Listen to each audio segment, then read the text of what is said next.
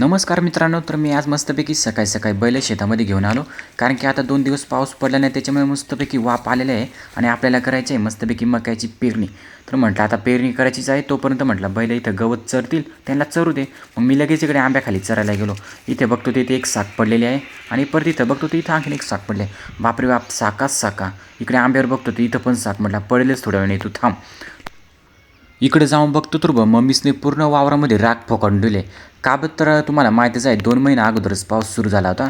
त्याच्यामुळे आपल्याला काय आद्र पण बाळता आली नाही.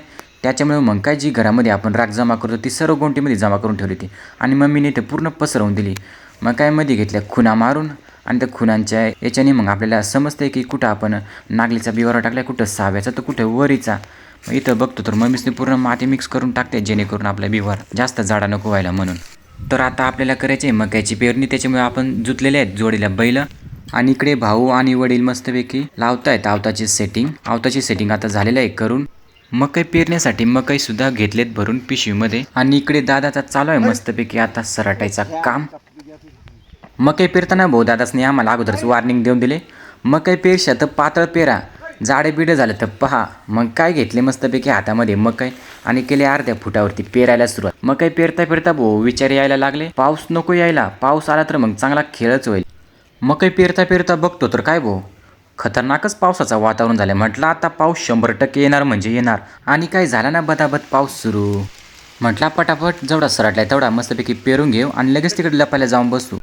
आमच्या शेतामध्ये एक झोपडा आहे, त्याच्यामध्ये आम्ही सर्वजण लपायला येऊन बसलो आणि तो झोपडा असा खतरनाक मुडला की चारे कोपऱ्याने त्याच्यामध्ये पूर्ण पाणी गळत आहे. तरी आम्ही कोपऱ्यामध्ये ॲडजस्टमेंट करून बसलो. आणि इकडे बैलांनी पण खूप दिवसापासून आंघोळ केली नव्हती, त्याच्यामुळे ते बैल पण पाण्यामध्ये मस्तपैकी एन्जॉय करत आहेत फुल पावसामध्ये. आता पाऊस उघडत नाही तोपर्यंत काही काम पण आहे, त्याच्यामुळे मी आणल्या होत्या 2-3 साका इचून मस्तपैकी साका खात बसलो भाऊ. पाऊस पण केव्हाचा पडतो आहे आणि खूप इथे कंटाळा पण आला आहे. म्हटलं चला आता जांभळं वगैरे खाऊन येऊ. आलो तर काय मस्तपैकी जांभळाची पुरी खचडं नव्हती. जांभळीच्या झाडाखाली मस्तपैकी जांभळा वगैरे मी विसल्या. आत्ता पाऊस उघडलेला आहे आणि तुम्ही बघत असाल या ठिकाणी पावसाने काय अवस्था केलेली आहे. जे काय आम्ही मकई पेरत होते त्या सऱ्यामध्ये पूर्ण पाणी तुंबलेलं आहे. आता काय 2 दिवसानंतर वाप आल्याशिवाय आपल्याला काही ते परत मकई पेरता येणार नाही. तर मग आता हे सराट्टा पण येणार नाही. मग आता काय करायचं, जातो बैल घरी घेऊन आणि येतो 2 दिवसानंतर परत वाप आल्यावरती पेरायला.